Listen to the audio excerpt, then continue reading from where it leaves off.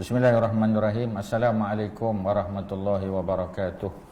Alhamdulillah wa bihi nasta'in ala umurid dunya waddin, wassalatu wassalamu ala sayyidil mursalin wa ala alihi wa sahbihi ajma'in. Tuan-tuan muslimin muslimat, mudah-mudahan kita sama-sama dirahmati oleh Allah Subhanahu wa taala. Jadi kita berada pada muka surat 77, ya, kitab Nurul Yaqin fi Sirah Sayyidil Mursalin. Tuan-tuan yang ada kitab boleh tengok, ya, dengan tajuk hijrah pertama ke Habasyah, ya. Jadi hijrah bukan ke Madinah lagi, ya. Ini hijrah ke Habasyah. Di mana Habasyah? Mari kita tengok di peta kita. Habasyah yang dimaksudkan ialah Eritrea, ya. Eritrea dan Ethiopia ni keseluruhan. Eritrea dan Ethiopia dulu adalah merupakan Habasyah, dan kemungkinan Djibouti pun termasuk juga, ya. Tetapi yang lebih tepat ialah di Eritrea. Eritrea, boleh tengok, ya. Di Eritrea. Eritrea betul-betul dia berhadapan dengan Saudi Arabia, ya. Jadi Eritrea lah negara yang dimaksudkan sebagai lokasi hijrah Nabi para sahabat, ya, untuk pertama kali. Setelah itu muslimin membuat persiapan untuk keluar meninggalkan tanah air, ya.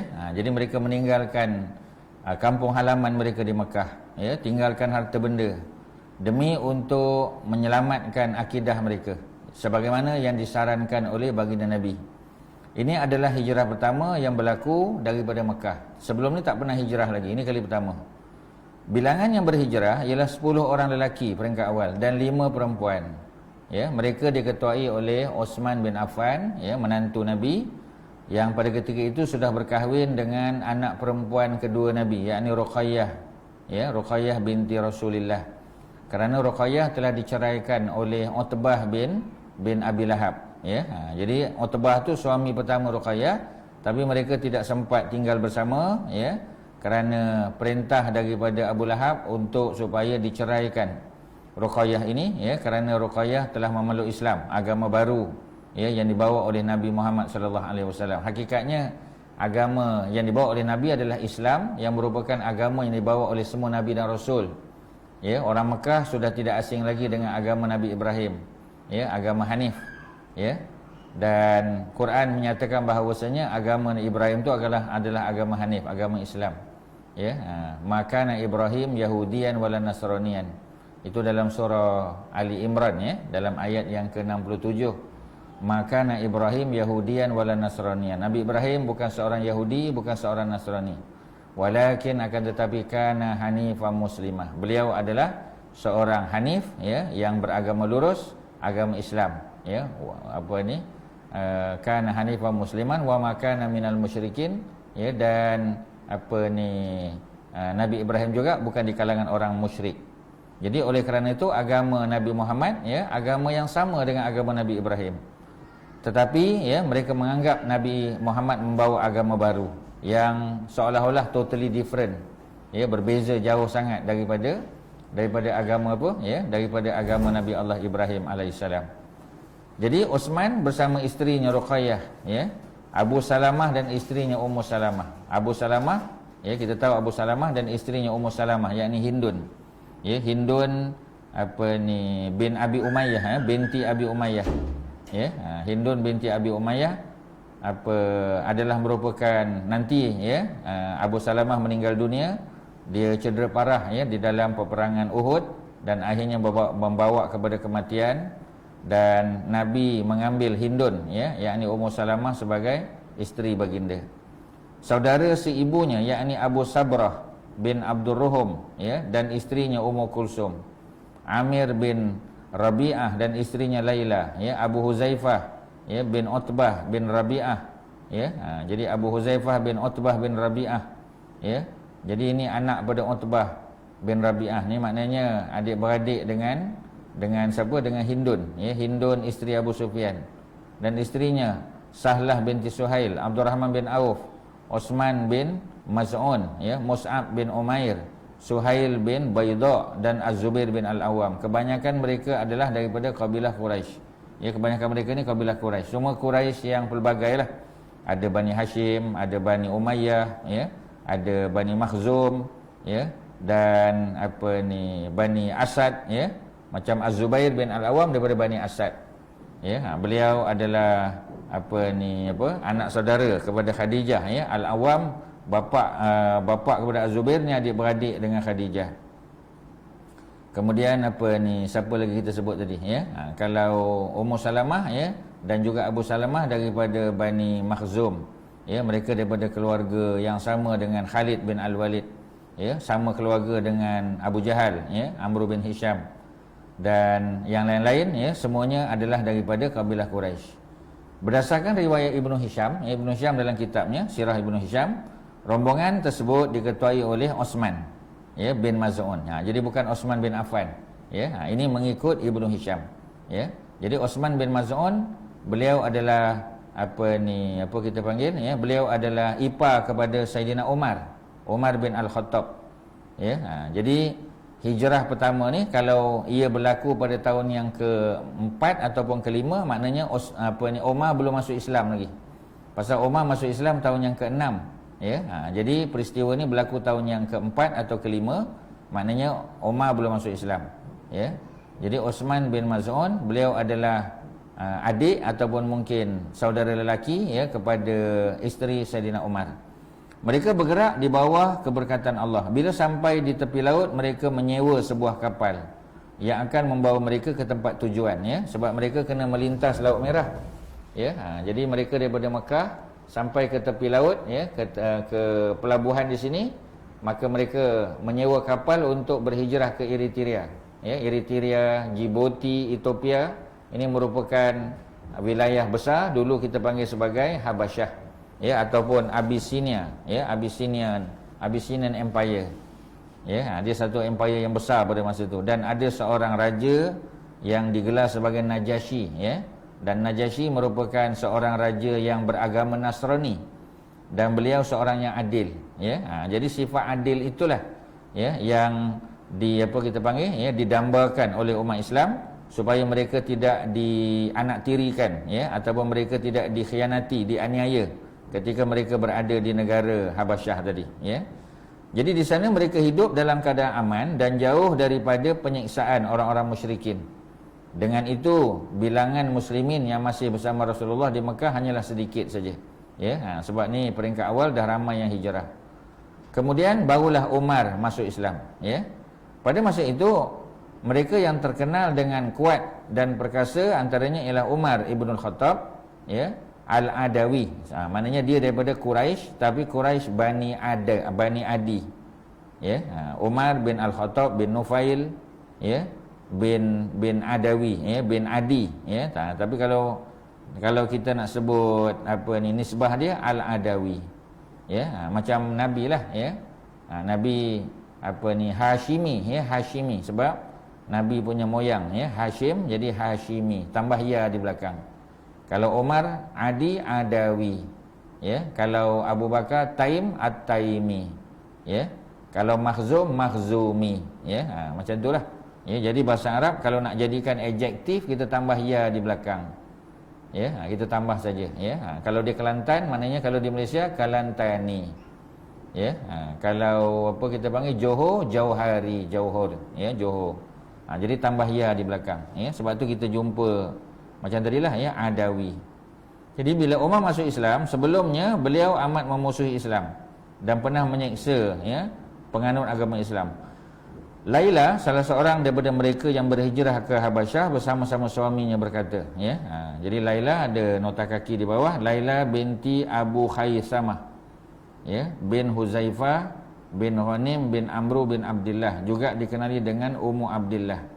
Telah lama memeluk Islam dan berhijrah sebanyak 2 kali bersama suaminya, ya, yakni Amir bin Rabi'ah, ya. Jadi dia hijrah 2 kali ke Habasyah. Ini disebut oleh Ibnu Hajar Al-Asqalani dalam kitabnya Al-Isabah, ada nota kaki di bawah tu. Al-Isabah ni adalah sebuah kitab biografi, ya. Ada 8 jilid semua ni. Al-Isabah ni tulisan seorang tokoh ulama besar, yakni Ibnu Hajar Al-Asqalani yang mensyarahkan Sahih Bukhari, ya. Jadi Ibnu Hajar ni sudah tersohor lah. Mana kalau kita kata Ibnu Hajar sebut, ya, kita kata itu autoriti lah. Walaupun adalah pendapat-pendapat dia yang kadang-kadang dihujah balik oleh para ulama, tapi secara umum bila kita sebut Ibnu Hajar, ya, memang tokoh hebatlah dalam bidang hadis, ya, dalam bidang sejarah, ya. Jadi Ibnu Hajar dalam jilid yang ke-8 ada sebut cerita tentang Laila binti Abi Khaisamah, ya. Jadi Laila bagi tahu, ya, dia kata Umar bin Al-Khattab adalah orang yang paling kuat menentang, ya, keislaman kami, dia kata. Apabila aku menaiki untaku untuk menuju ke Habasyah, tiba-tiba dia bertemuku dan berkata, "Ke mana kamu pergi, wahai Ummu Abdillah?" Aku menjawab, "Kami akan merantau di bumi Allah agar kami tidak disakiti." Umar menjawab, "Semoga Allah menemani kamu semua." Ya, jadi Umar, ya, ini orang Arab, ya. Apa kita panggil orang Arab, dia sentiasa mendoakan. Ya, dia Arab ni dia tu dah jadi kebiasaan. Ya, bila kita sakit, dia tahu, ya, syafakallah. Kalau perempuan, syafakillah. Ya, kalau dalam keadaan biasa, barakallahu fikum, ya, barakallahu fiki, ya. Maknanya ini memang doa-doa yang biasa dilantunkan. Walaupun kita kata mereka ni menyembah berhala, walaupun mereka ini syirik, ya, tetapi dalam bab yang berkaitan dengan doa, mereka sentiasa mendoakan dengan doa yang baik. Ya, fi amanillah. Mudah-mudahan, ya, kamu berada dalam penjagaan Allah, keselamatan. Apabila suamiku datang, aku menceritakan kepadanya kelembutan yang aku dapati daripada Umar. Umar ni selalunya garang, ya, selalunya bengis. Tapi bila Laila bagi tahu pada Umar dia nak pergi berhijrah, ya, maka Umar membalas dengan doa, ya, mendoakan dengan bahasa yang sungguh sungguh sopan. Ya, suamiku berkata, "Kamu mengharapkan keislamannya, ya? Kamu harap Umar ni masuk Islam ke?" Ya, suami dia tanya dia soalan. "Wallahi," suami dia kata, "dia tidak akan memeluk Islam sehinggalah keldai Al-Khattab masuk Islam." Ya, jadi maknanya almost impossible lah Umar ni nak masuk Islam dengan perangai, dengan sikap Umar tu, ya, almost impossible untuk Umar ni masuk Islam. Ya, hampir mustahil. Ya, tetapi macam biasalah, bila Allah campakkan hidayah dalam hati sesiapa pun, ya, sesiapa saja boleh memeluk Islam. Kata-kata tersebut diluahkan disebabkan suaminya mendapati sikap keras dan siksaan yang dilakukan oleh Umar terhadap muslimin sebelum ni. Walau bagaimanapun, beliau mendapat keberkatan daripada doa Rasulullah ketika beliau hampir memeluk Islam. Baginda berdoa, "Ya Allah, muliakan Islam dengan sebab keislaman Umar." Ya, Allahumma a'izzal Islam, ya, bi Umar atau bi ahdi Umarain. Ya Allah, ya, kau kukuhkan, muliakan Islam itu dengan sebab Islamnya Umar, ya, Ibnul Khattab. Jadi apa kita panggil, ya, ini doa yang pernah dilantunkan oleh Nabi. Ada nota kaki di bawah, ya. Cerita memeluk Islam tadi, ya, ada nota kaki di bawah, tuan-tuan boleh bacalah, ya. Ini cerita Amir bin Rabi'ah yang dikenali sebagai Abu Abdillah tadi, lah suami kepada Laila tadi, ya. Sekutu kepada Al-Khattab, ayah Sayyidina Umar, ya. Jadi sekutu ni bermakna dia bukan daripada keluarga Umar, ya, tapi mereka ni kadang-kadang golongan hamba, ya. Jadi orang Arab kalau dia golongan hamba, contoh kita kata macam ada seorang ulama besar lah, ya, dia ni masa dia kecil dalam peperangan dia kena tangkap.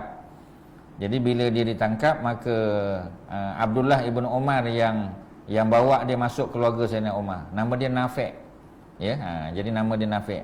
Jadi orang panggilnya Nafi' al-Adawi, maknanya Nafi' nisbah kepada keluarga Umar, sedangkan dia bukan keluarga Umar, tapi dia diambil, ya, sebagai hamba, kemudian dibebaskan, kemudian dia nisbah. Ya, sebab orang Arab ni dia mesti ada kabilah dia. Jadi kalau dia tak ada kabilah pun tetap akan dinisbahkan. Ya, itu orang Arab biasanya macam tu. Macam kita kata Bilal bin Rabah. Jadi Bilal bin Rabah oleh kerana dia ni hamba, dia daripada Habasyah, dia bukan orang Mekah. Tapi oleh kerana Abu Bakar yang bebaskan dia, maka akhirnya dia dipanggil, ya, Bilal bin Rabah, ya, At-Taimi. Taimi itu family Abu Bakar. Mana nisbah, dinisbahkan, ya, seolah-olah macam kita kata dia associated. Sebab tu kita panggil sekutu, ya. Sebab tu kita ada associate members, kan. Associate member maknanya ahli bersekutu, ya. Walaupun dia bukan, originally dia bukan daripada Mekah, dia bukannya keluarga Umar, bukan keluarga Abu Bakar, tapi oleh kerana dia dah associate, dirinya dengan family tersebut, maka nisbah tadi macam Nafi', ya, kita kata Nafi' apa kita panggil, ya, Nafi' al-Adawi, ya. Okey, ustaz boleh tulis sikit, ya.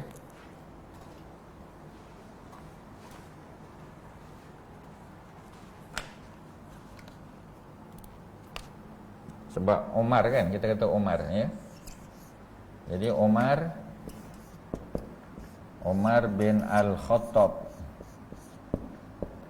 Omar bin Al-Khattab, ya, dia daripada keluarga dia daripada Bani Adi, ya. Dia punya klan dia ataupun kabilah dia ialah Bani Adi, ya. Mana Adi ni datuk dia lah. Ya, kalau kita buat Omar ni maknanya Omar, ya.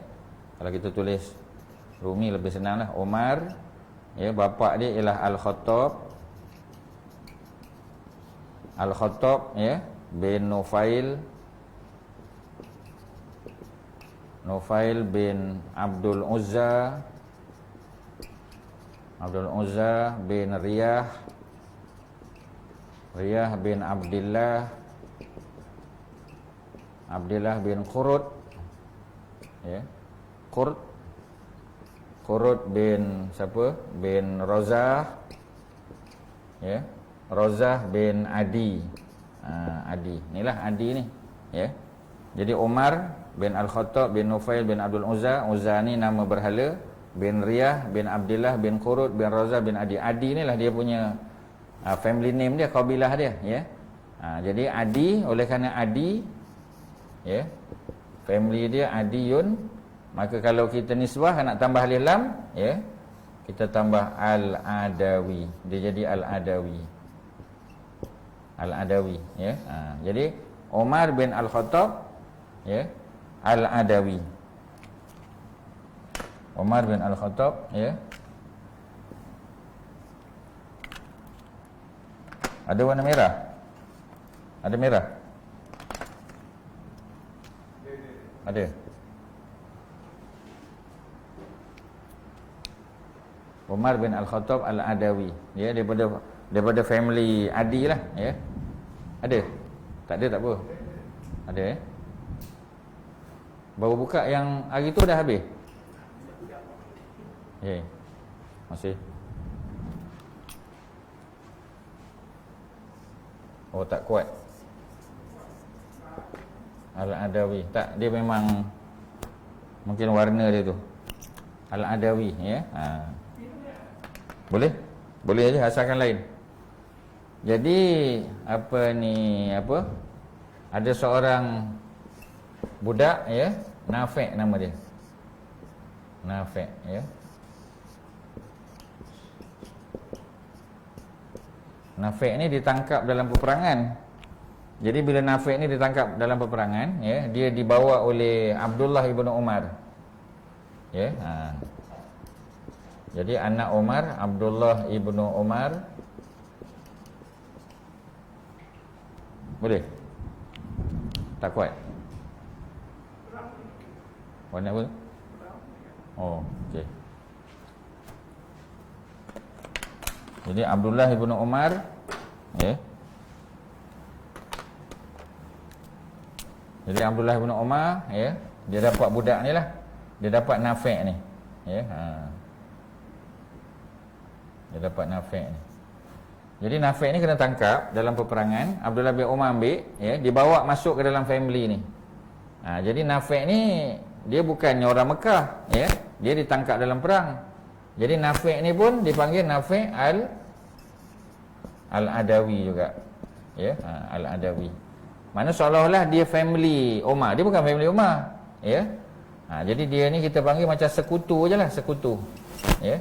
Mungkin asalnya dia hamba, lepas tu dibebaskan, kita jadi maula lah, ya, maula. Hamba ada. Abdullah bin Umar memang anak dia. Anak dia ni Abdullah bin Umar Al-Adawi lah. Al-Adawi.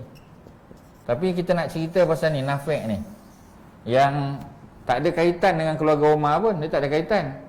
Tapi sebab dia dah dipelihara oleh Abdullah bin Umar ni, dah masuk family Umar, maka dia pun orang panggil Nafi' al-Adawi. Mana Nafi' from the family of Adawi.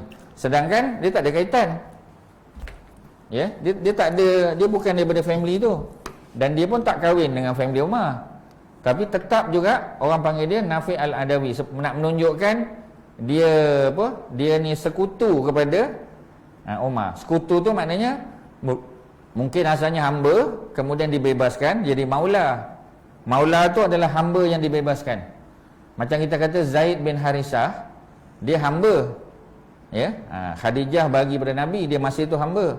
Nabi bebaskan dia, maka orang panggil dia maula Rasulullah. Maula maknanya hamba yang dibebaskan. Maula bukan guardian ke? Bukan.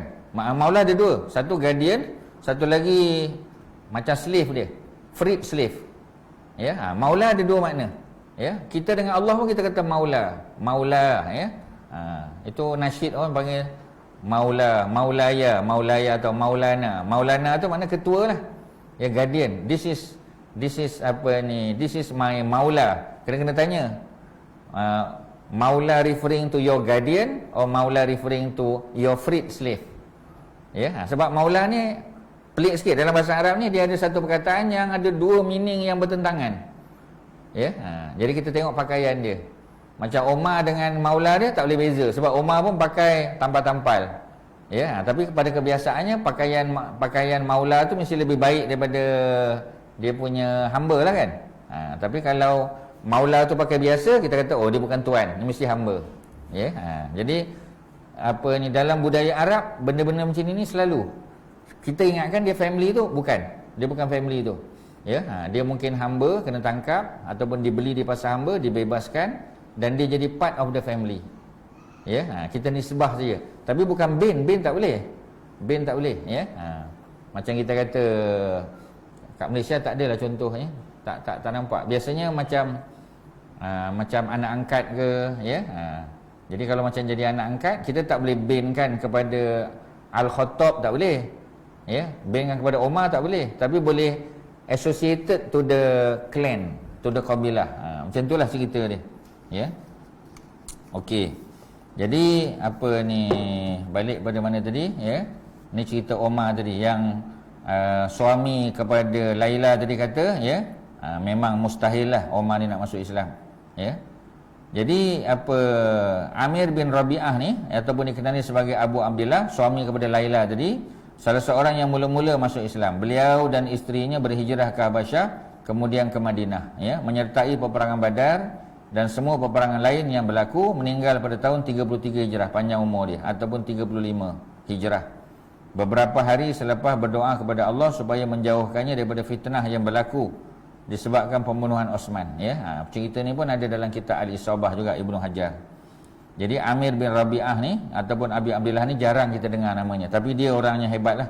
Antara yang awal masuk Islam, hijrah ke Habasyah, hijrah ke Madinah, terlibat dalam perang Badar, ya, dan perang-perang yang lain. Meninggal, ya, apa kita panggil, ya, zaman Saidina Osman dibunuh. Kalau zaman Saidina Osman dibunuh tahun 35 Hijrah. Jadi bila Osman dibunuh jadi fitnah besar. Jadi dia pun doa supaya Allah jauhkan dia daripada fitnah dengan cara Allah matikan dia, ya. Itu cerita dia. Jadi apa ni, Omar masuk Islam di rumah Al-Arqam bin Abi Al-Arqam. Al-Arqam pun budak muda juga, ya. Rumah tersebut adalah rumah tempat muslimin berkumpul. Dengan keislaman Omar, Allah telah melaksanakan harapan Rasulullah sallallahu alaihi wasallam. Maknanya, ya, Nabi dan para sahabat, ya, nak solat berjamaah, ya, nak solat beramai-ramai di hadapan Kaabah. Sebelum Omar masuk Islam, mereka tak berani nak buat macam tu. Ya, jadi selepas Islamnya Omar, maka orang Islam, ya, diketuai oleh Omar dan Sayyidina Hamzah, mengiringi orang Islam untuk solat di hadapan Kaabah, dan mereka tidak diapa-apakan, ya, sebab dua hero Mekah yang ini Hamzah dan juga apa ni Omar, ya, telah masuk Islam. Imam Al-Bukhari meriwayatkan daripada Abdullah bin Mas'ud, katanya kami tetap berada dalam keadaan mulia semenjak Omar masuk Islam. Maknanya apa ni, Omar masuk Islam tu, ya, dia punya impact tu memang maksimum lah, ya. Umar telah meminta Nabi supaya solat secara terang-terang di masjid. Apa nak sembunyi-sembunyi lagi? Ya, dia kata. baginda melakukannya. Orang-orang kafir merasakan tamparan hebat dengan masuk Islamnya Umar. Mereka ingin membunuhnya. Mereka telah berkumpul di kawasan rumahnya kerana menunggunya keluar. Ketika itu Al-As bin Wa'il As-Sahmi, ya, Al-As bin Wa'il As-Sahmi ni apa ni, daripada apa, kabilah As-Sahmi, Quraisy juga. Ya, ini bapa kepada Amru bin Al-As. Ya, Amru bin Al-As, beliau adalah seorang ketua tentera dan tokoh politik yang hebat. Amru bin Al-As, dia jadi gubernur Mesir. Ya, kalau kita pergi Mesir dulu, kita ada ziarah satu masjid yang pertama di Mesir, ya. Masa Islam sampai ke Mesir, ada buka satu masjid, nama masjid tu Masjid Amru bin Al-As. Ya, masjid tu ustaz pernah cerita, kalau tak tahulah ingat tak ingat, ya. Tapi dalam peristiwa tu dia jadi gubernur. Masa dia nak buat masjid tu, dia telah terambil sedikit orang Yahudi punya tanah.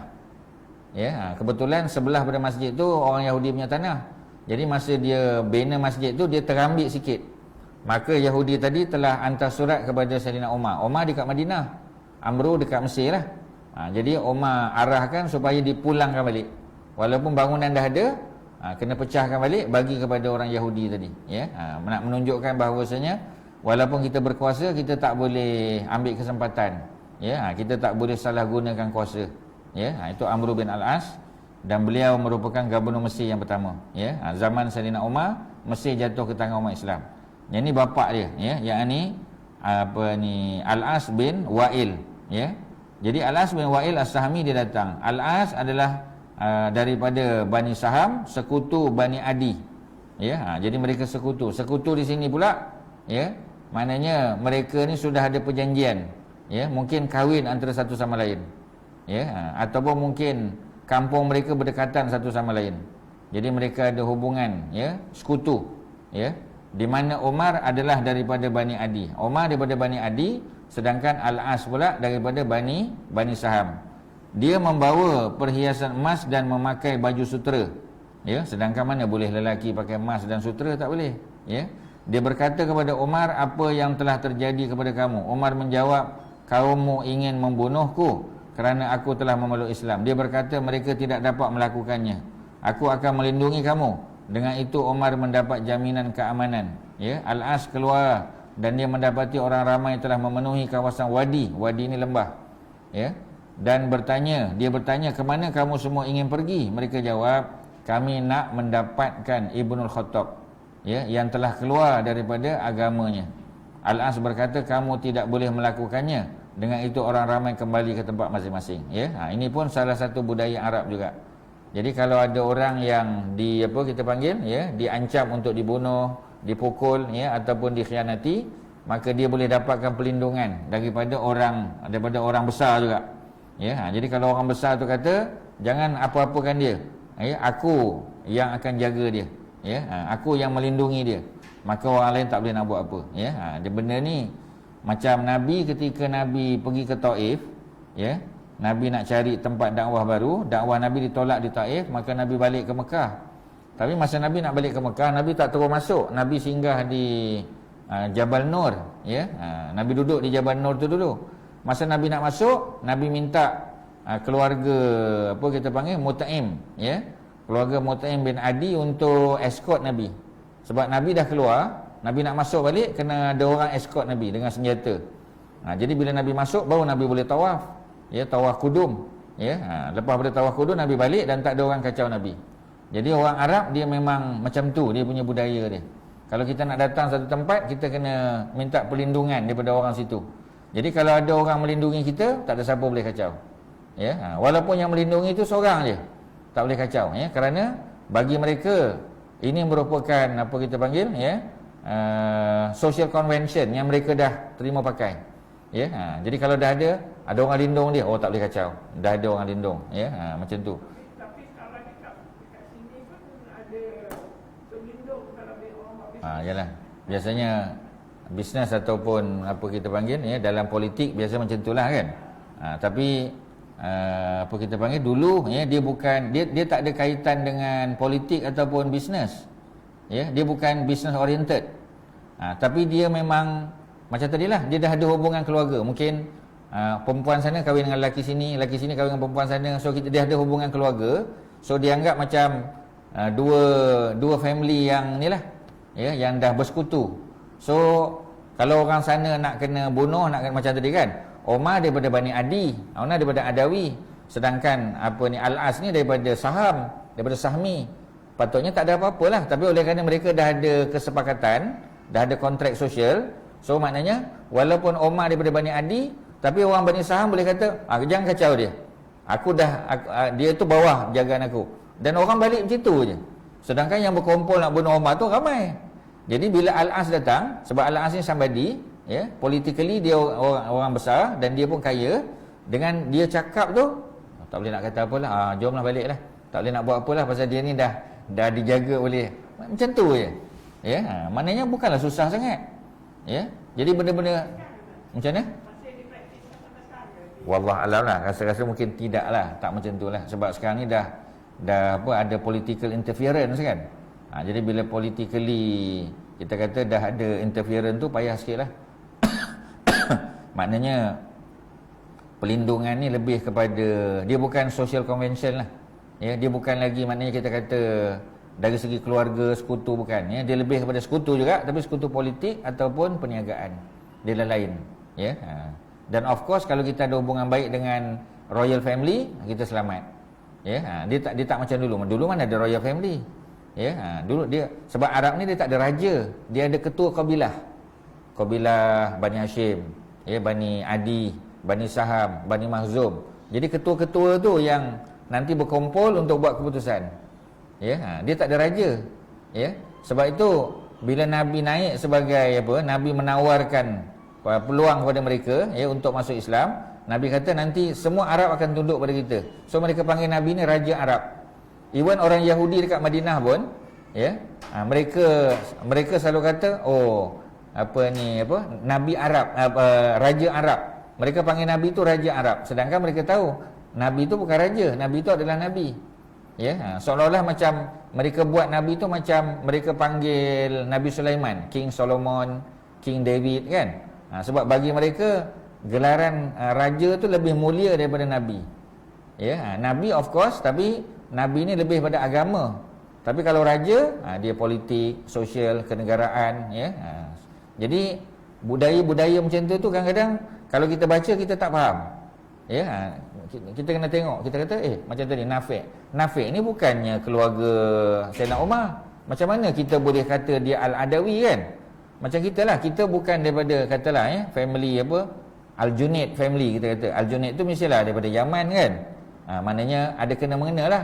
Kita tak pernah kahwin dengan family dia pun, kita pun tak ada kena-mengena. Kita Banjar, kita Jawa, kita Minang kan, tak ada kena-mengena. Tiba-tiba orang letak, ya, nama Fulan bin Fulan Al-Junaid, kita panggil.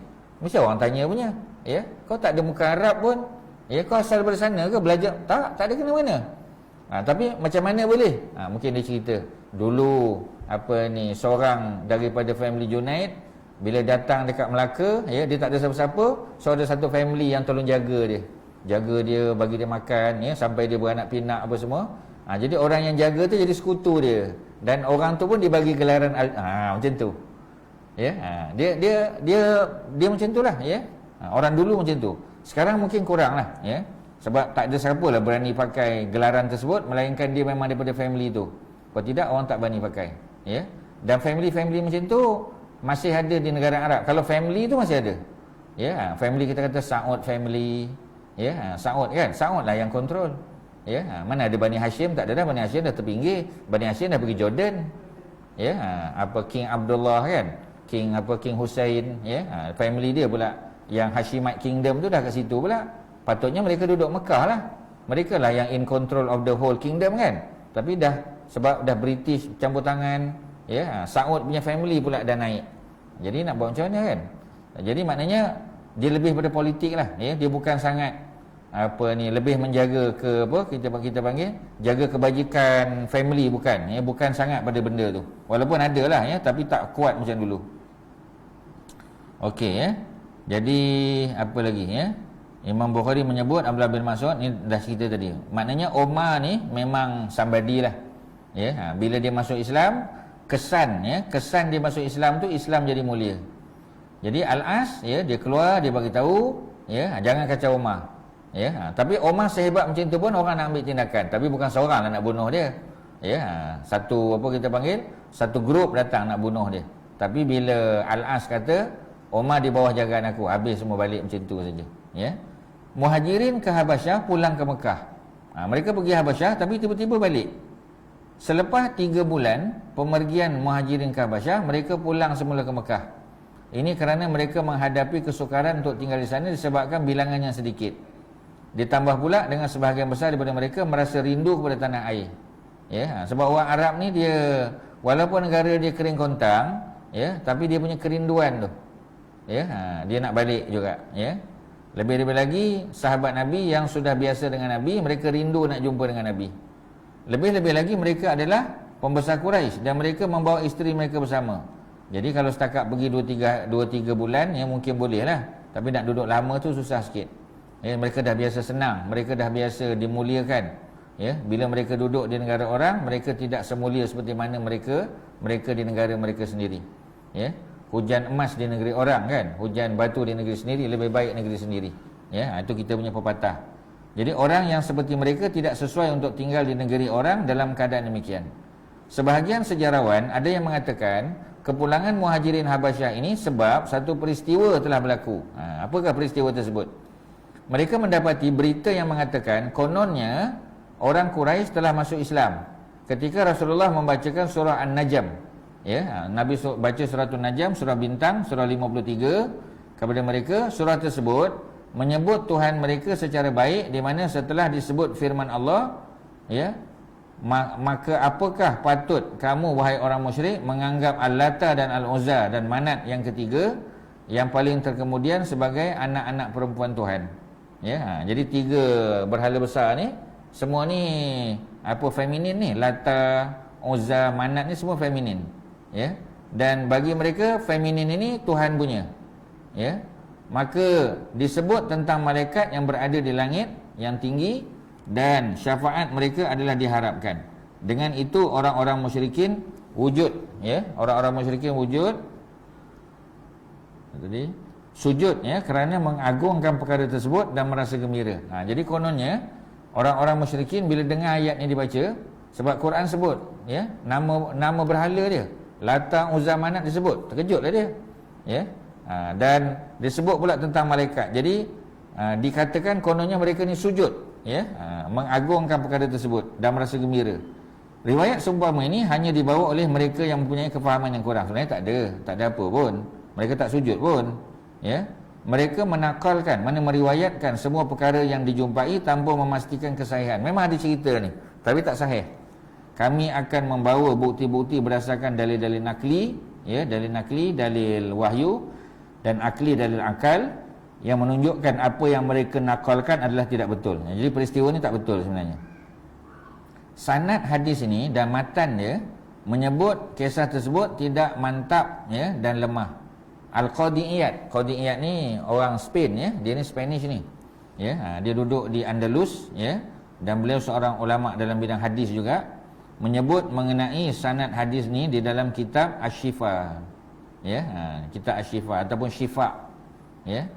Jadi orang Arab, orang apa kita panggil, yang sebelah Morocco dan Andalus, bila dia sebut satu perkataan, dia buang hamzah kat ujung tu.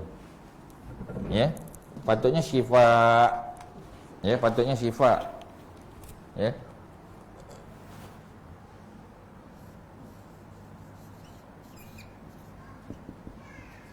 Patutnya Asy-Syifa ada hamzah. Ini orang sebelah timur, orang sebelah timur. Orang Arab lah, Iraq, Palestin, apa ni, Mekah. Tapi orang Morocco dengan Andalus, bila dia tulis macam ni je. Asy-Syifa, tak ada hamzah. Hamzah tu tak ada.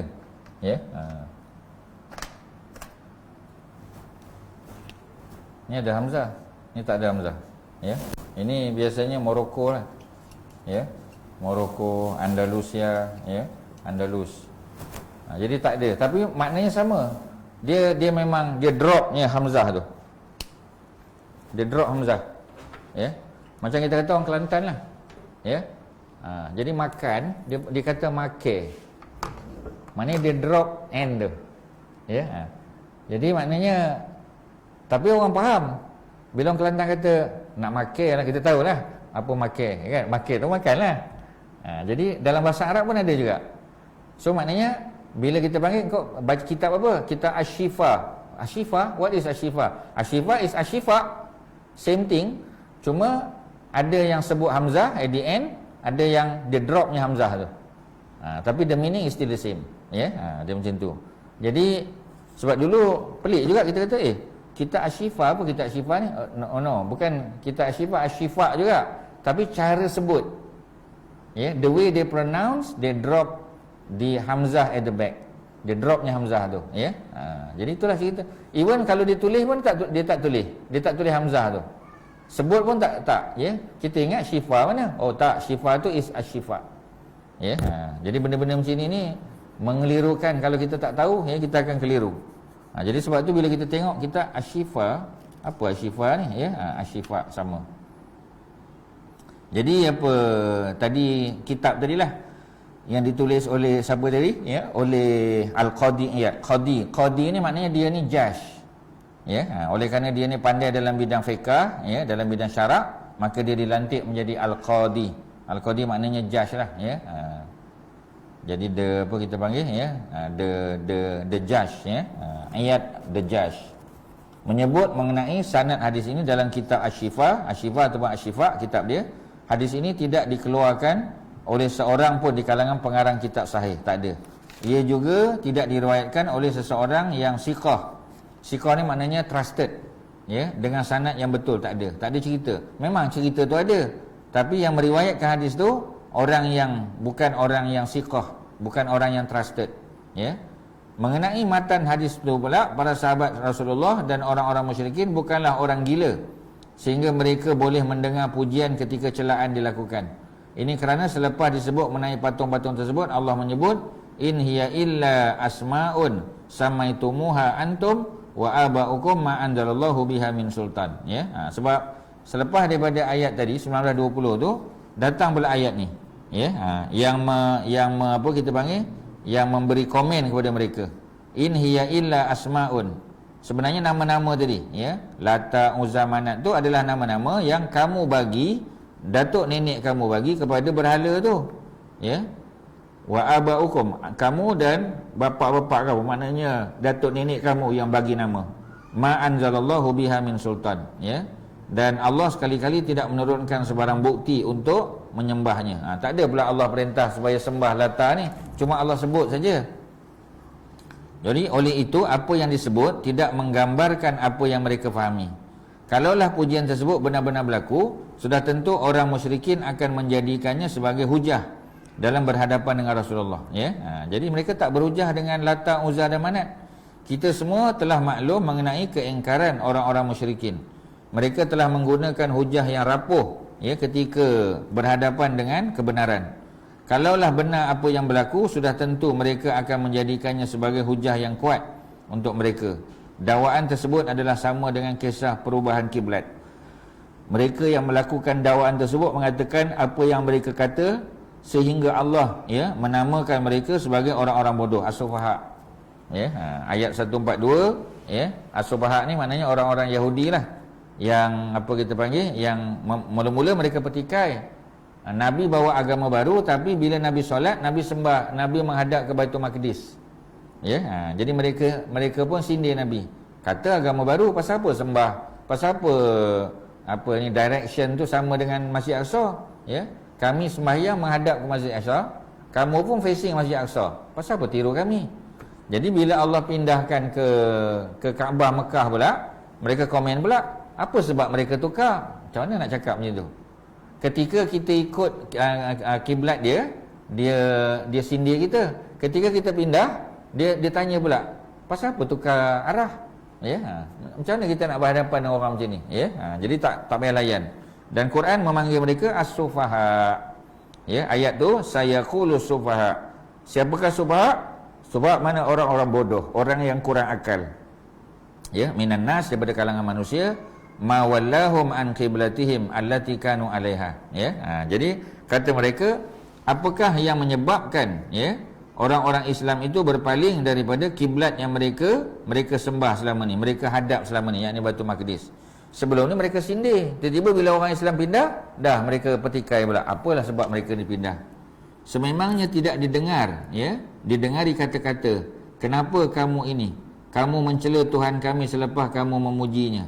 Ia tidak didengar daripada mana-mana tokoh mereka dan para pencabar supaya mendatangkan mukjizat untuk menunjukkan keingkaran mereka. Hujah seumpama ini lebih utama untuk mereka gunakan daripada menghunus pedang dan mengorbankan nyawa pahlawan mereka. Ya, sepatutnya kalau katalah ya, Islam mengiktiraf Tuhan-Tuhan mereka ni, dah tentulah mereka akan berhujah dengan Nabi. Ya, mereka kata dalam Quran kamu pun ya Tuhan kamu ya suruh sembah Tuhan-Tuhan ni, tak, ya, Tuhan tak suruh sembah, Tuhan nak bagi tahu je bahawa sini Tuhan-Tuhan ni ya adalah Tuhan yang dinisbahkan kepada Allah ya, dan jantinanya perempuan.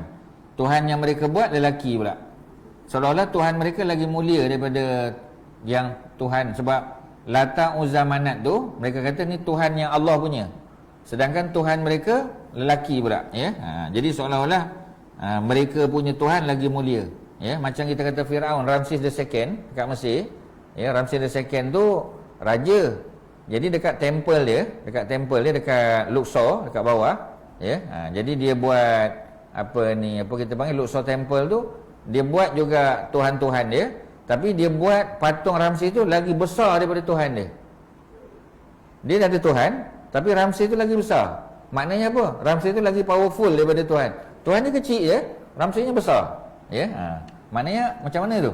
Ya. Jadi sebenarnya walaupun Ramses itu manusia, Ramses itu raja, tapi mereka nak supaya Ramses itu kena sembah juga.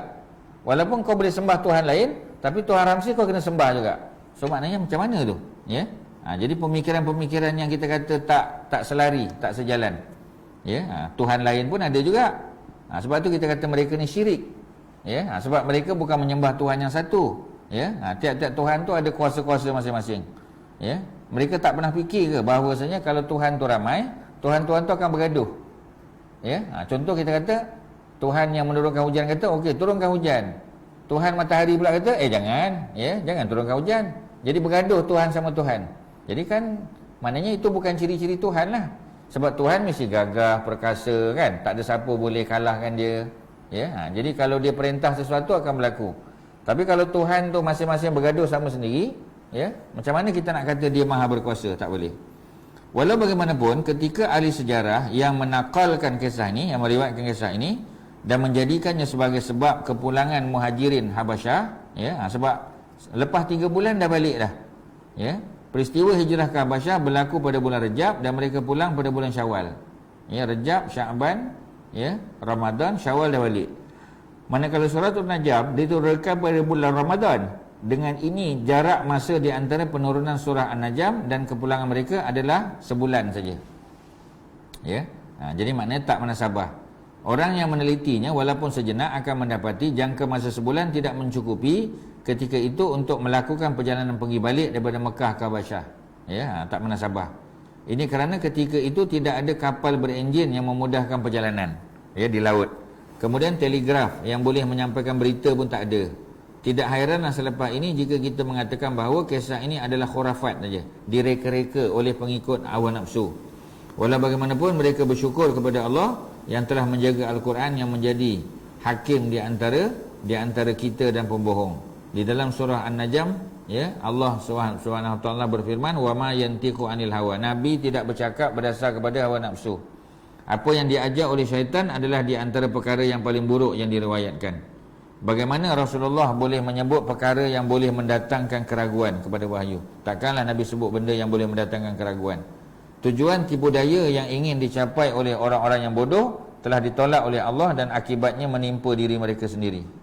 Apa yang disebut dalam kitab Sahih Al-Bukhari, ya, ada Sahih Al-Bukhari, dalam mempersoalkan, ya, sujud ini, hadis yang diriwayat oleh Abdullah bin Mas'ud bahawa Nabi membaca suratul Najm lalu baginda sujud. Mereka yang bersama baginda turut sujud kerana seorang lelaki Dia telah mengambil segenggam pasir dan meletakkan pada dahinya sambil berkata, cukuplah bagiku dengan melakukan ini. Aku, yakni Abdullah bin Mas'ud, mendapatinya selepas itu dibunuh sebagai seorang kafir. Ya, jadi maknanya dia punya cerita tu nampak tak selari. Ya, jadi maknanya ini hanya cerita-cerita bohong saja. Ya, yang sujud tu Nabi, bukannya orang kafir Quraisy. Hadis ini tidak menunjukkan bahawa orang Quraisy turut sujud, tak ada. Ya, Nabi yang sujud, bukannya mereka. Malah ya, yang dapat difahami daripada kata-kata Abdullah, aku mendapatinya selepas itu dibunuh sebagai seorang kafir, ialah lelaki tersebut pada mulanya seorang Islam dan kemudian murtad. Ini cerita ya, dia asalnya orang Islam, murtad. Inilah ya yang berlaku kepada mereka yang berhati lemah, ya, tidak sanggup menghadapi penyiksaan. Dengan itu mereka bertindak meninggalkan Islam. Di antara mereka ialah Ali bin Umayyah bin Khalaf, ya. Jadi Ali bin Umayyah bin Khalaf memeluk Islam kemudian murtad. Ini anak Umayyah bin Khalaf. Umayyah bin Khalaf ni yang bunuh Sumayyah, ya. Dia yang bunuh Sumayyah, menyiksa dan bunuh Sumayyah. Anak dia Ali, ya, masuk Islam tapi kemudian murtad, dibunuh sebagai seorang kafir dalam perang Badar. Pembunuhnya ialah Ammar bin Yasir. Bapanya Umayyah juga dibunuh di dalam peperangan tersebut. Ya, jadi anak dengan bapa dua-dua mati dalam perang Badar. Yang bunuh anak dia Ali bin Umayyah ialah Ammar bin Yasir, ya, yang merupakan anak kepada Sumayyah yang telah dibunuh oleh Umayyah tu. Ya, Umayyah tu bunuh Sumayyah. Umayyah tu ada anak nama Ali. Ya, memang nama-nama ni semua nama-nama Islam ni. Ya, tapi bukan makna dia Islam. Ya, sebab nama Arab kan. Jadi anak kepada Sumayyah, yakni Ammar ya, bunuh Ali tu. Ali anak kepada Umayyah yang telah murtad. Pembunuhnya ialah Ammar, bapanya Umayyah juga dibunuh di dalam peperangan tersebut. Ni pun cerita daripada Ibnu Hisham, ya. Jadi itu kalau kita boleh buat contoh, ya, di mana sahabat Nabi yang asalnya sahabat tapi akhirnya murtad. Jadi apabila mereka murtad, mereka bukan lagi sahabat Nabi. Apabila Muhajirin Habasyah pulang ke Mekah, mereka tidak dapat memasuki Mekah, ya, kecuali apabila terdapat orang-orang yang melindunginya. Abu Salamah memasuki Mekah dengan perlindungan yang diberikan oleh bapa saudara sebelah ibunya, yakni Abu Talib. Dia nak kena ada orang yang melindungi. Dan Osman bin Maz'un masuk Mekah dengan perlindungan Al-Walid bin Al-Mughirah. Ya, Al-Walid bin Al-Mughirah, ya, sebab ni kita panggil dia punya family, ya, daripada daripada kabilah kabilah yang terkenal lah, ya, yang mulia, ya, di kalangan masyarakat Quraisy. Jadi dia masuk Mekah, perlindungan Al-Walid bin Al-Mughirah. Beliau telah menolak perlindungan yang diberikan itu melibatkan tindakan yang dilakukan oleh Al-Walid terhadap muslimin yang lain. Jadi ya, ada yang menolak perlindungan, ya, kerana mereka tahu yang melindungi mereka ni double standard. Dengan mereka yang mulia dia nak bantu, tapi orang Islam yang lemah mereka tindas pula, ya. Sedangkan saudara-saudara yang lain, ya, disiksa oleh pemimpin-pemimpin Quraisy ni.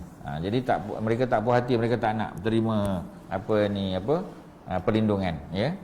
Kemudian perjanjian permulawan. Apabila orang Quraisy kehabisan idea, tak ada idea dah untuk memujuk Nabi, ya, mereka menawarkan diat yang berganda-ganda kepada Bani Abdul Manaf. Diat ni ialah blood money lah, ya, yang mereka kena bayar.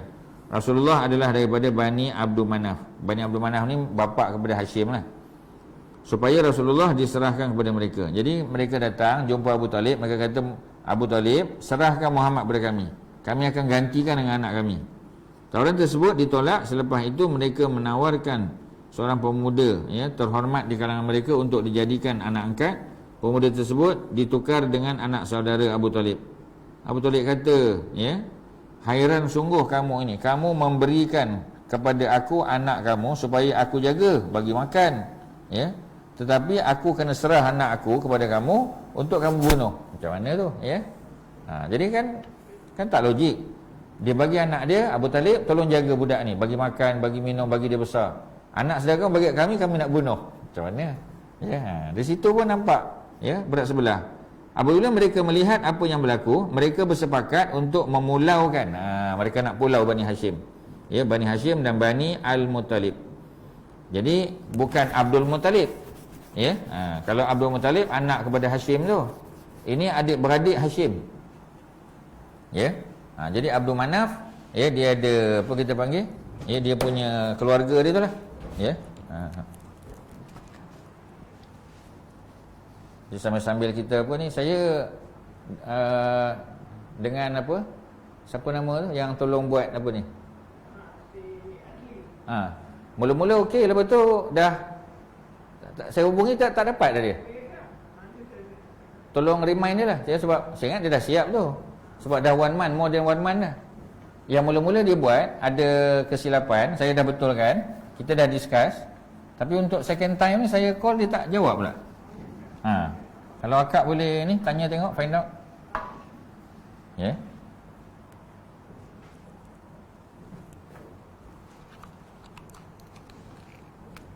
Jadi kita ada ini Qusay kan. Qusay bin Kilab.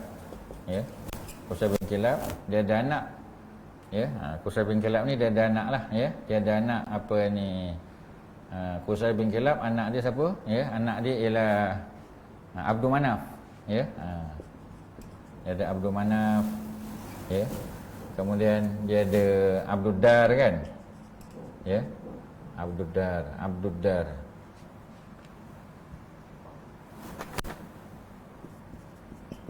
Ya, Abdul Dar. Kemudian dia ada satu lagi ialah Abdul Uzza kan? Abdul Uzza. Ada tiga Abdul. Anak Qusay bin Kilab ni 3 Abdul. Ya, 3 Abdul. Abdul Uzza, Abdul Manaf, Abdul Dar. Abdul Dar nombor 1, ni first. Ni second lah, ya. Jadi patutnya bila Qusay meninggal, ya, Qusay bin Kilab, Abdul Dar dah naik, tapi Abdul Dar tak naik, Abdul Manaf yang naik. Ya. Jadi Abdul Manaf ni dia ada anak lah, ya, Hashim antaranya. Dia ada Hashim, ya. Jadi dia ada Al-Muttalib, ya. Kemudian dia ada lagi lah, ya, dia ada apa ni, Abdul Syams, ya, Abdul Syams, ya. Dan dia ada lagi Naufal nama dia, ya. Jadi Hashim ni lah yang first, ya. Al-Muttalib second lah, ya. Jadi apa ni, apa kita panggil, ya, Abdul Manaf punya keturunan ni lah yang jadi pemimpin Mekah, ya. Abdul Dar diserahkan kepada Abdul Manaf. Patutnya Abdul Dar, tapi Abdul Dar dia bagi pada adik dia Abdul Manaf. Abdul Manaf pula ada anak ni Hashim, Al-Muttalib, Naufal. Jadi Hashim ni nanti yang kahwin dekat Mekah, kahwin kat Madinah dapat anak dia, ya. Anak dia Abdul Muttalib lah. Ya, Abdul Muttalib. Tapi Hashim tu sendiri ada adik nama Al-Muttalib. Itu yang dapat Abdul Muttalib ni. Sebab bila Hashim meninggal, Al-Muttalib dia dapat tahu, dia pergi Madinah, dia cari isteri Hashim ni. Ya, dia cari isteri Hashim ni. Bila cari Hashim, dia dapatlah jumpa apa ni, isteri Hashim tu, ya. Kemudian tengok ada budak lelaki kan. Budak lelaki tu nama Syaibah. Ya. Ya. Jadi Hashim kahwin dengan Salma binti Amru. Ya, ni perempuan Madinah ni. Jadi Salma binti Amru, ya, dia kahwin dengan Hashim, dapat Syaibah. Al-Muttalib datang. Bila Al-Muttalib datang, dia kata, oh ada anak lelaki, dia nak bawa Syaibah ni balik ke Mekah. Ya. Jadi dia apa kita panggil, ya, dia naik unta lah, ya. Naik unta. Jadi naik unta apa ni, Al-Muttalib duduk depan kan. Al-Muttalib duduk depan, ya. Jadi dia bonceng lah, ya. Al-Muttalib duduk depan, yang Syaibah ni duduk belakang.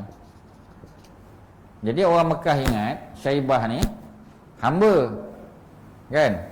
Jadi hamba. Jadi sebab tu orang panggil Syaibah ni ialah Abdun Al-Muttalib. Maknanya hamba kepada Al-Muttalib. Sedangkan dia bukan hamba, tapi nama ni kekal, ya, gelaran ni kekal. Tu nama Abdul Muttalib tu sebenarnya nama sebenarnya Syaibah. Ya, Abdul Muttalib ni bapa kepada Abdullah lah. Ya, bapa kepada Abdullah. Abdullah dah tentulah bapa kepada Nabi Muhammad sallallahu alaihi wasallam. Ya, itulah cerita dia. Ya. Jadi Hashim ada Al-Muttalib. Jadi Bani Hashim dan Bani Al-Muttalib, ya. Ni memang rapatlah. Dia memang adik-beradik ni. Abdul Syam tak? Abdul Syam ni nanti dapatlah yang Muawiyah punya family, Abu Sufyan, ya. Tu semua grup-grup sana. Tapi still mereka ni anak pada Abdul Manaf juga. Ya. Jadi oleh kerana itu dua-dua ni diboikot. Ya. Naufal tu yang Warqah bin Naufal tu. Naufal itu ke? Bukan, ya, Naufal lain pula. Naufal tu daripada family Khadijah punya. Nothing to do with Abdul Manaf lah, ya, bukan. Ini bukan Naufal Waraqah, bukan. Nama kebetulan sama, ya. Jadi mereka berpakat, ya, muka surat 82 tu, mereka berpakat untuk memulaukan Bani Hashim dan Bani Al-Muttalib, dua. Pasal Hashim dengan Al-Muttalib ni yang sympathizer kepada Nabi Muhammad dan orang Islam, ya. Walhal Hashim dengan Al-Muttalib ni, mereka punya family bukan semua masuk Islam. Kan macam Abu Talib kan? Abu Talib tak syahadah pun. Tapi macam tadilah, ya, sebab dia berpuak-puak tu, ya, dia asabiah kita panggil, ya, fanatik perkauman tadi. Jadi Hashim dan Abdul Muttalib dan Bani Al-Muttalib, ya, bukan Abdul Muttalib, ya, Hashim dan Al-Muttalib. Dua ni, ya, mereka diboikot. Hashim dan Al-Muttalib adalah anak Abdul Manaf, betul lah, anak Abdul Manaf. Abdul Manaf 3 beradik, Abdul Dar, Abdul Manaf, Abdul Uzza, anak pada Qusay bin Kilab. Ya, Qusay bin Kilab. Jadi Qusay bin Kilab moyang lah, ya. Qusay tu bin Kilab. Kilab tu lagi moyang atas lah, ya. Kilab pun ada anak nanti, Qusay dengan Zuhrah. Zuhrah tu family ni pula. Dia kena tengok tu lah baru nampak, ya. Tapi apa ni paling kurang bila kita tengok ni kita tahu, ya, dia punya Al-Muttalib bukan Abdul Muttalib. Sebab Abdul Muttalib tu pun dapat nama nisbah kepada Al-Muttalib tu, ya. Jadi banyak orang sebut Bani Hashim dan Bani Abdul Muttalib. Bukan, Bani Hashim dan Bani Al-Muttalib, bukan Abdul Muttalib, ya. Mereka juga bersepakat untuk mengeluarkan mereka daripada bumi Mekah. Jadi bukan sekadar mereka nak sekat Islam tu, ya, tapi mereka nak halau pula dan mengadakan sekatan terhadap mereka. Dengan persetujuan tersebut, mereka tidak akan berjual beli sesuatu pun dengan Bani Hashim dan Bani Al-Muttalib. Tindakan tersebut dilakukan sehingga mereka bersetuju menyerahkan Muhammad untuk dibunuh, ya.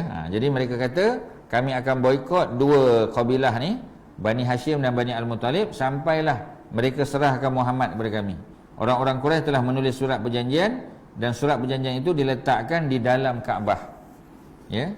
Dengan itu Bani Hashim bergabung dengan kumpulan kumpulan Abu Talib, ya. Bani Hashim bergabung, ya. Sebab Abu Talib punya family ni bukanlah besar sangat, ya. Jadi tapi lain-lain lah daripada kabilah-kabilah lain, tapi still Bani Hashim juga. Begitu juga dengan Bani Al-Muttalib, sama ada mereka yang memeluk Islam atau masih kafir, turut menyebelahi mereka. Jadi selain daripada Abu Lahab seorang aja, ya, yang tidak bersama dengan Bani Hashim dan Bani Al-Muttalib. Abu Lahab telah bergabung dengan orang-orang Quraisy yang lain, ya. Bani Abdul Syam dan Bani Naufal, dah keluar dah. Bani Abdul Syam dia family Hashim juga, sebab dia adik-beradik 4 orang. Hashim the first one, Al-Muttalib the second one, Abdul Syam and Naufal, ya. Jadi Bani Abdul Syam dan Bani Naufal, kedua-duanya adalah anak Abdul Manaf, telah menjauhkan dia maknanya mereka non partisan, ya. Sedangkan ni adik-beradik dia, tapi macam tadilah dia tak nak kena boikot, ya. Sebab itu Bani Abdul Syam dia memang rival kepada Bani Hashim tu. Bani Abdul Syam dia rival kepada Bani Hashim. Sebab dia pun nakkan kita panggil, dia pun nakkan jawatan Gubernur Mekah tu. Tapi yang dapat kan Hashim. Lepas Hashim dapat, bukannya Abdul Syam dapat, anak Hashim Abdul Muttalib pula dapat. Ya, nanti lepas Abdul Muttalib, Abu Talib pula, semua daripada family Hashim. Abdul Syam tak dapat. Itu yang dia marah tu, ya. Jadi sebab itu Bani Hashim dengan Bani Abdul Syam memang dia rival. Al-Muttalib tak. Al-Muttalib dia pro Hashim, ya. Dia pro pada Hashim. Jadi akhirnya Abdul Syam dengan Bani Naufal, dua-dua ya, anak pada Abdul Manaf juga, mereka menjauhkan diri. Mereka yang di pulau menghadapi kesusahan sehingga terpaksa memakan daun-daun kayu. Musuh-musuh telah menghalang para pedagang daripada berjual beli dengan mereka. Tak boleh. Tak ada perniagaan, ya. Ketua penghalangnya ialah Abu Lahab. Jadi Abu Lahab yang menghalang dia, ya. Hijrah kedua ke Habasyah. Tadi hijrah pertama, kemudian mereka dengar katanya apa ni, orang Quraisy masuk Islam, mereka balik. Rupanya tak, benda tu kabar angin aja. Bila Rasulullah dan kaumnya memasuki kawasan perkampungan Abu Talib, baginda mengarahkan semua muslimin supaya berhijrah ke Habasyah. Sehingga dengan jumlah yang ramai, mereka akan dapat mengurangkan perasaan bahawa mereka adalah orang asing, ya. Sebab orang Islam yang berada di Habasyah tu tak ramai, jadi masih terasa bumi itu asing lah bagi mereka. Ya, tak ramai kan, so tak ada komuniti ramai. So macam kalau kita pergi overseas lah kan, pergi tempat tu tak ramai, tapi pergi ada kampung Melayu pula, ya. Pergi pasar jumpa Melayu, pergi sana jumpa Melayu. Ya, kita rasa macam tempat kita, ya. Jadi baginda mengarahkan orang Islam yang kena tindas, yang jumlah mereka ramai, mereka akan dapat mengurangkan perasaan bahawa mereka berada di tempat asing. Dengan itu kebanyakan mereka berhijrah. Bilangan mereka lebih kurang 83 lelaki dan 18 perempuan. Ya, jadi maknanya jumlah mereka sudah lebih daripada 100 orang lah. Ya, dah lebih daripada 100 dah. Jadi di antara mereka ialah Ja'far bin Abi Talib. Baru Ja'far pergi. Ya, isteri dia Asma binti Umais. Ya, Asma binti Umais isteri pada Ja'far, tapi nanti Ja'far meninggal, Asma ni kahwin dengan Abu Bakar. Asma ni kahwin dengan Abu Bakar, dapat anak pula. Ya, tu masa peristiwa nak pergi haji, Nabi dan para sahabat nak pergi haji, sampai di Quba, ya, sampai di Bir Ali, ya, ketika mereka nak ihram, maka Asma binti Umais bersalin. Jadi bila Asma bersalin, Abu Bakar pun tanya Nabi. Dia kata, "Ya Rasulullah, macam mana isteri aku bersalin? Nak pergi haji juga ke ataupun nak hantar dia balik?"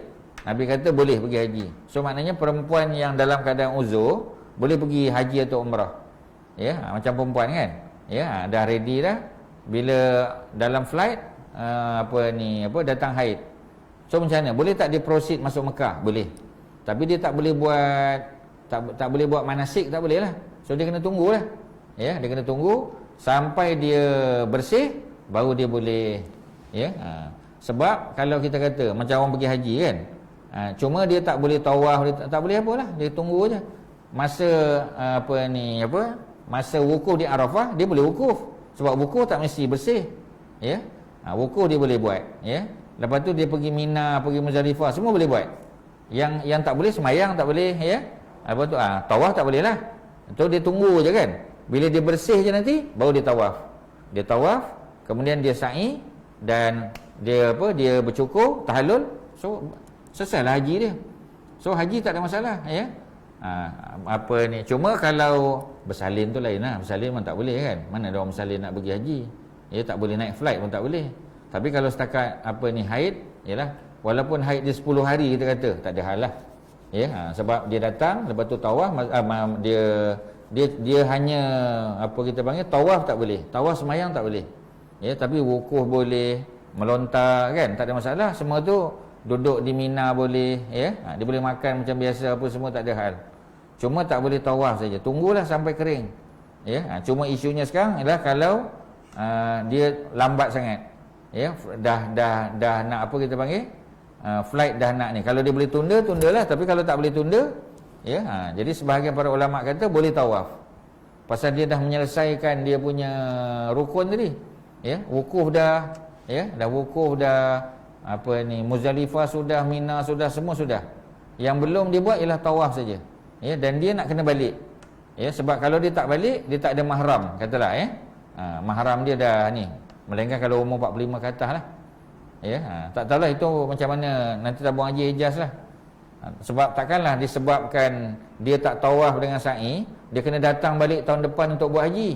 Ya, so ada keringanan bagi orang yang perempuan yang begini untuk buat tawaf walaupun dalam keadaan uzur. Memang ada kaul, ya. Tapi bukan majoriti lah. Pandangan tu bukan majoriti punya pandangan. Maknanya boleh. Ya. Sebab kalau tidak nak keluarkan duit nak pergi haji pula tahun depan. Macam mana? Tak, dia boleh dia boleh tahlul. Tapi tahlul dengan niat untuk balik tahun depan lah. Tapi macam tadi, kalau orang tu tak sempat buat wukuf, of course lah kan. Sebab wukuf hanya tak setahun sekali. Tapi macam tawaf, sedangkan dia nak kena balik. Sebab tu ada kaul yang mengatakan dia boleh tawaf walaupun dalam keadaan uzur. Dengan dijaga betul-betul supaya tidak mengotori tempat lah. Dia tawaf. Sebab sa'i tak mesti ada wuduk. Tawaf tu saja. Sebab tu ramai orang macam apa kita panggil orang perempuan, dia kena tengoklah dia punya hari-hari dia tu kan. Dia kena make sure lah. Sebab tu ramai orang ada yang buat haji tamatuk, haji apa kita panggil haji ifrad. Bila kalau budak haji ifrad, dia buat sa'i dulu. Dia masuk kan, dia tawaf kudum. After tawaf kudum dia boleh buat sa'i. Dia dah buat sa'i dah, siap-siap sa'i. Dia pun tunggu. Tengok datang haid. Bila datang haid, dia wukuf boleh, semua boleh. Sa'i pun dah selesai, dia tunggu tawaf aja. Tunggu tak kering lagi. Apa ni dia punya flight balik dah ni dah. Dah dekat. So macam mana? Itulah. Jadi haji ni dia complicated sebab dia banyak rukun-rukun itu banyak. So kena jaga betul-betul. Memang nak kena knowledgeable lah, tak boleh main-main. Sebab macam-macam situasi, especially orang perempuan lah. Sebab tu perempuan biasa dia niat apa ni ihram tu, niat ihram bersyarat. Sebab if anything happen, maknanya dia dia tahlul lah. Benda-benda tu kena dipelajari lah betul-betul. Dia tak boleh take for granted, kita kata lah senang je. Sebenarnya haji tu tak susah kan, haji tu tak susah, umrah lagi tak susah kan. Tapi macam tadilah, takut dia datang haid tu macam mana. Itu yang susah tu. Okey, jadi 83 orang lelaki, 18 perempuan, Jadi total dia dah berapa tu, 101 lah. 101 orang. Di antara mereka Ja'far kita kenal, Asma isteri dia, Al-Miqdad bin Al-Aswad, ini kawan baik Sayyidina Ali, Abdullah bin Mas'ud kita kenal, Ubaidillah bin Jahash. Ubaidillah bin Jahash ni adalah Zainab binti Jahash punya saudara lelaki. Dia kahwin dengan Ummu Habibah, anak Abu Sufyan, Ramlah. Ummu Habibah ataupun Ramlah, orang-orang Islam daripada Yaman juga menuju ke sana. Mereka adalah golongan yang dikenal sebagai Al-Asy'ariyun. Abu Musa punya geng dan anak saudaranya. Menyedari apa yang berlaku, orang-orang Quraisy menghantar Amru bin Al-As dan Umarah ataupun Ammarah bin Al-Walid menjejak mereka dengan membawa hadiah kepada Najasyi. Mereka nak lobi Najasyi. Mereka nak lobi Najasyi supaya Najasyi batalkan suaka politik. Hadiah dibawa dengan tujuan Najasyi serahkan balik orang Islam. Tetapi kedua-duanya pulang dalam keadaan hampa. Tak dapat apa tujuan mereka supaya Najasyi cancel suaka politik, tak berjaya. Ketika mereka menghadap Najasyi, mereka ditimpa kehinaan kerana Najasyi tidak mau membatalkan perlindungan. Mengenai Bani Hashim pula, mereka tinggal di perkampungan dalam keadaan di pulau selama 3 tahun. Mereka menghadapi pelbagai kesusahan dan kesulitan. Makanan tidak sampai kepada mereka kecuali secara sembunyi-sembunyi. Jadi maknanya nak bagi tahu susah orang Islam kerana mereka diboikot oleh family mereka sendiri. Yang boikot mereka ni adalah daripada Bani Abdul Manaf juga. Memanglah Abdul Syam dengan Naufal tak ambil tahu sangat, tapi daripada family Qusay bin Kilab. Qusay bin Kilab punya family juga. Jadi maknanya saudara mara sendiri yang menyusahkan mereka. Termasuklah Abu Lahab. Abu Lahab lagilah daripada Bani Hashim. Tapi dia sebab Abu Lahab ni dia kahwin dengan Abu Sufyan punya kakak ataupun punya adik. Isteri Abu Lahab tu adik beradik dengan Abu Sufyan. Isteri Abu Lahab, Ummu Jamil tu, yang hamalatal hatab fi jidi hablum masad tu, dia tu adalah adik beradik dengan Abu Sufyan. Abu Sufyan daripada Abdul Syams. Abu Lahab daripada Bani Hashim. Jadi bila dia berkawan, dia macam cenderung kepada Bani Abdul Syam dah. Walaupun di sini sebut Bani Abdul Syam tu tidak, dia kata macam tak non partisan tadi kan. Dia tidak campur tangan, tetapi kalau kita tengok memang disebut sini Bani Abdul Syam dan Bani Naufal anak pada Abdul Manaf telah menjauhkan diri daripada mereka. Sebenarnya tak juga, ya, secara sebab daripada Bani Abdul Syam tu ada Abu Sufyan, ya, ada yang lain-lain lagi. Jadi oleh kerana itu, ya, secara umumnya kita kata even daripada family Abdul Manaf pun, ya, yang apa ni bekerjasama untuk memboikot Bani Hashim, ya, dan juga Bani Al-Muttalib. Ya, okeylah tu, ya, selesailah di situ. Ada soalan apa? Silakan. Ya. Nak tanya tentang sistem monarki. Sejak bila diintroduce di Middle East? Middle East ni apa ni, sistem monarki kalau kita tengok, kalau di Saudi maknanya selepas memanglah, ya, maknanya. Tapi kalau kita tengok, ialah sebab bila sistem khilafah jatuh kan, sistem khilafah jatuh 1923 kan di Turki kan. So maknanya semua negara umat Islam, negara Muslim, automatik dia bukan khalifah lagi lah. Ya, dia jadi apa kita panggil, ya, dia jadi apa istilah dia? Macam tadilah, sama ada presiden kan, ataupun beraja lah, macam Mesir kita kata kan. Macam Mesir bila king apa yang last kali, ya, King Fuad ke last kali, ya, bila dia jatuh, Jamal Abdul Nasir lah naik sebagai presiden. Maknanya sistem beraja dah tak ada lah. Tapi sistem beraja tu, ya, ada sejak dulu lagi. Sebab kita tengok macam Muawiyah kan, Muawiyah tu sendiri dipanggil raja. Macam Abu Bakar, Umar, Osman, Ali kan orang panggil khalifah kan. Tapi bila Muawiyah naik sebagai ni, ya, nanti Muawiyah lantik anak dia sebagai pengganti dia, Yazid. Orang dah panggil Muawiyah tu bukan khalifah dah, orang panggil dia Malik.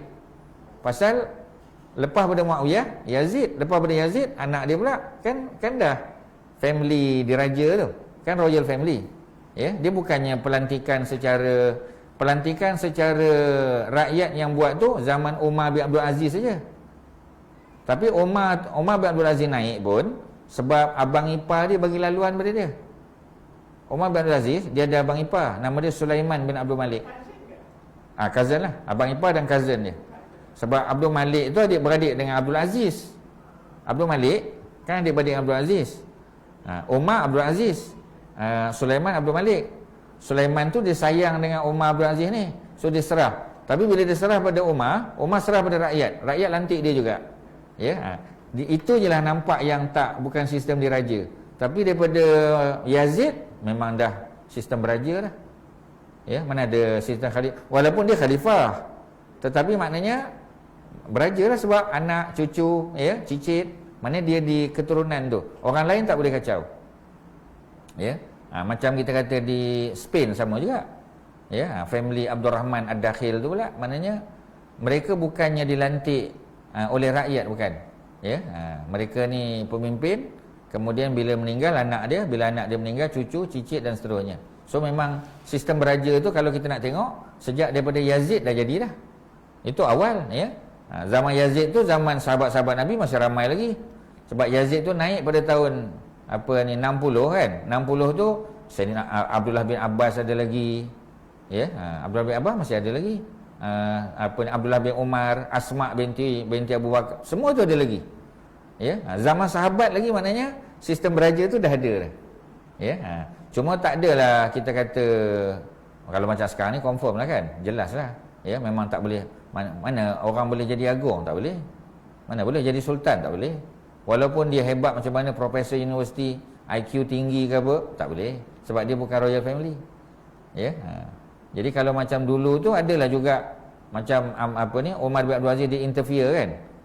Dia bila abang ipar dia, cousin dia bagi kat dia, diserah balik pada rakyat. Tapi rakyat lantik dia juga. Ya. Tapi selepas dia naik family Abdul Malik balik, tak ada dah, ya, memang jadi sistem beraja balik. So maknanya sejak zaman sahabat lagi dah ada sistem beraja ni. Ya, lamalah, cukup lama dan bertahanlah sampai sekarang. Ya, sehinggalah nanti khalifah. Sebab zaman Turki pun masa sistem khalifah tu still raja juga. Kan Sultan Abdul Hamid kan. Sultan Abdul Hamid II, lepas tu sebelum tu Abdul Aziz, Abdul apa semua sebagainya. Maknanya nak bagi tahu sistem beraja tapi khalifah. Dia sistem beraja tapi dia khalifah. Ya. Jadi bila raja jatuh, khalifah pun jatuh secara umum. Mana ada negara yang guna raja? Indonesia pun dah tak ada raja. Ya. Kalau kita tengok yang negara Islam yang ada raja, Brunei. Kalau di sini Brunei dengan Malaysia lah. Kalau Timur Tengah memang adalah kan, family apa? Maktum apa ni, UAE. Ya, UAE Emirates masih ada, Saudi masih ada, Mesir pun dah tak ada, Morocco masih ada. Morocco masih ada. Tapi macam Jordan pun ya, dengan Morocco, walaupun raja, tetapi raja punya kuasa tu dah bukan 100%. Pasal dia dah ada parlimen, ya, dia ada Perdana Menteri, dan Perdana Menteri apa semua tu bukan family dia. Kalau macam Brunei, dia punya menteri-menteri tu adalah family dia. Saudi kan, semua family dia. So maknanya memang boleh kata betul-betul monarki lah. Tapi kalau macam Jordan dah tak sangat. Ya. Apa Morocco dah tak sangat dah. Makin sikit. Mungkin dia kuasai 50% atau 40% macam tu aje. Dah limited dah. Makin kurang lah, ya. Kalau kita tengok di sama macam Thailand kan. Walaupun dia bukan Islam, Thailand kan. Macam tu juga. Mana raja dah tak absolute power, tak ada dah. Ya, dia boleh topple down the government kan, tukar sistem apa kita panggil military system. Jadi memang kalau balik pada soalan tadi, sejak zaman sahabat lagi sudah ada sistem beraja. Ya, maknanya kalau officially kita kata sejak pelantikan Yazid sebagai khalifah. Yazid naik 61 Hijrah. Nabi wafat 11. Maknanya 50 tahun selepas Nabi wafat dah ada dah sistem beraja tu. Ya, itu dia. Okey, ada lain apa lagi? Satu lagi ada di pasal Hashimite. Hashimite. Jordan yang Ya, ya. macam mana dia boleh jadi guardian Al-Aqsa? Oh, sebab dulu Al-Aqsa is part, dulu Palestin tu part of Jordan. Kan dipanggil Transjordanian. Ya, so Palestin is part of Aqsa. So maknanya walaupun Palestin tu dah dibagi oleh British kepada Israel, tapi the guardian of Al-Aqsa tu masih dikekalkan. Ya, so maknanya macam kita kata renovation, gaji apa semua tu masih datang daripada Jordan lagi, masih. Ya, sebab tu kita tak minta, kita derma tu bukan untuk sebab pembinaan apa semua sebagainya, renovation semua datang daripada Jordanian government. Ya, yang kita kutip derma kita bagi tu untuk macam makan orang buka puasa, ya, macam kita nak tolong yang apa kita panggil, mereka yang duduk di sekitar masjid kan, yang nak bayar cukai, anak dia nak sambung belajar, orang sakit. Jadi maknanya yang kita bantu tu bukan masjid kan, maknanya kita bukan helping the mosque, sebab mosque tu dah ada guardian dia. Tapi kita bantulah, ya. Macam contoh macam dalam Masjid Aqsa tu, imam besar Masjid Aqsa tu dia ada madrasah dia dalam masjid. So imam tu mengajar, dia ada guru-guru dia, dan guru-guru ni tak ada bayaran. So duit yang kita bawa tu lah kita bagi kat dia, kan? Untuk bagi pada family-family yang suami meninggal, kena tangkap dan sebagainya. Jadi duit tu lah kita bantu. Itu bukan bantu masjid. We are not helping the mosque. Sebab tu kalau macam sorry lah, tapi banyak NGO kan minta duit, dia kata untuk Aqsa macam questionable lah. Pasal kita tak tolong Aqsa, kita tolong orang yang duduk kat situ. Ya, kita tolong. Contoh macam kalau saya bawa grup pun, yang pertama kita sewa bas tu Muslim punya company, hotel Muslim punya, restoran Muslim punya. Takkan Yahudi dengan Kristian nak bantu orang Islam? Tak bantu. So kita lah bantu, kita bagi dia kerja kan. Ya, kita bagi dia kerja. Sebab siapa nak pergi restoran orang Islam? Orang Islam lah. Siapa nak pakai travel agency orang Islam? Orang Islam lah. So macam itulah basically. Tapi kita tak tolonglah Aqsa tu secara directly, kita tak tolong dia. Tapi kita tolong orang yang duduk sekitar tu. Ya, yang buat kerja-kerja amal kan. Dia orang tak ada gaji pun. Tapi tolong-tolong bersih-bersihkan apa semua. Orang macam ni yang kita bagi duit tu. Ya, dan bukan Masjid Aqsa saja.